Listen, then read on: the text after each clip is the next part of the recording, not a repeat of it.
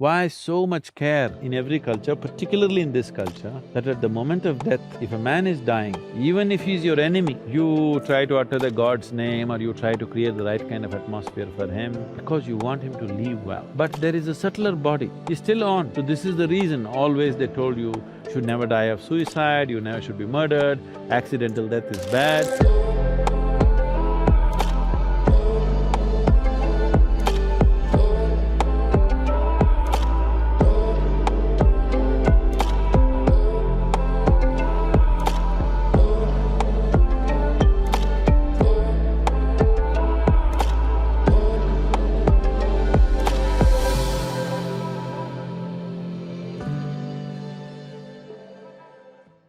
Your body as you know it, physical body, has to go to the earth because it belongs to the earth.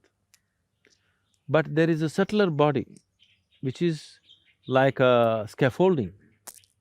Only because a subtle body is there as a scaffolding, you can build this gross body. You eat a banana, it becomes body, you eat a piece of bread, it becomes body, you eat a brinjal, it becomes body, because there is a subtler scaffolding. This body that you see, the physical body, is only gathering around the subtler body. So when this body falls, the subtle body, which is generally referred to as etheric body or whatever else, is still on. It still has some information. But the important difference is, when you had a physical body and a conscious mind, you had a discriminatory capability.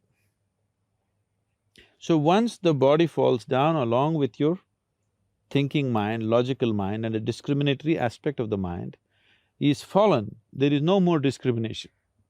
You only happen by tendencies. So still there are certain tendencies. Why so much care in every culture, particularly in this culture, that at the moment of death, if a man is dying, no matter what your relationship with him, you try to utter the god's name or you try to create the right kind of atmosphere for him. Even if he's your enemy, you say Ram, Nam, Satya, whatever, whatever simple things have been taught to the people, but something to create awareness and pleasantness around him because you want him to live well. Because at the moment of leaving, in case he is in a certain mode, whatever the mode is, let's say he is in fear mode right now. Now once he loses the discriminatory mind, now there is no control over the fear. See, many times fear arises in your life. Because of your discriminatory mind, you'll say, that's okay, but that it's not like this. You'll reason and try to get out of it. If there is no discriminatory mind, it just snowballs into paranoia. Paranoia not like as living human beings know. Paranoia which grows into a million, billion folds because there's complete absence of discriminatory mind.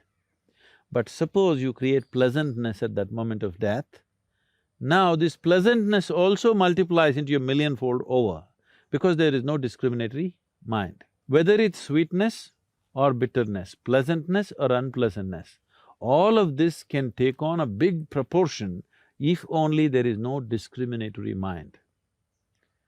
So even when people are living, very little of their discriminatory mind they're using, mostly they're functioning by tendency, which is unfortunate. But once you have shed the body, there is no other way. You will only go by tendency.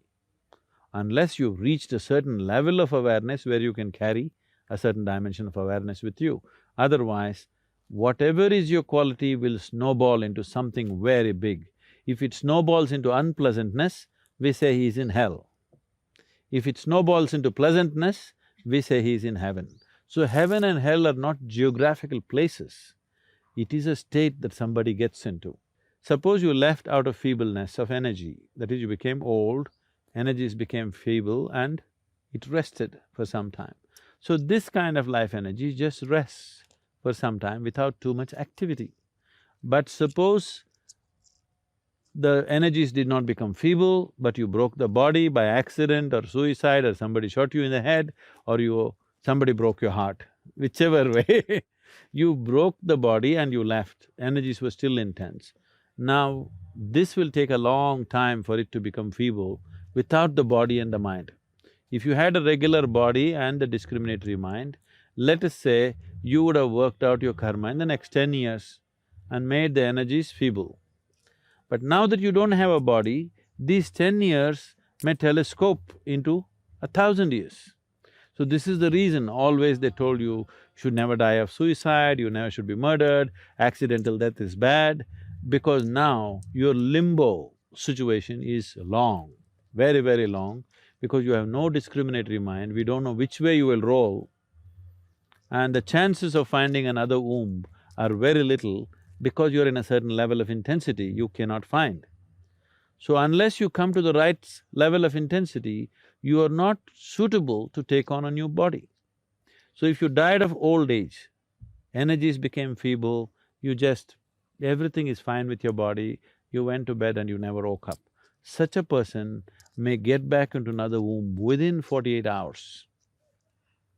But a person who died by breaking his body, either by accident or otherwise, this person may take we don't know how long, depending upon what level of intensity and how much of the information is still there unworked out.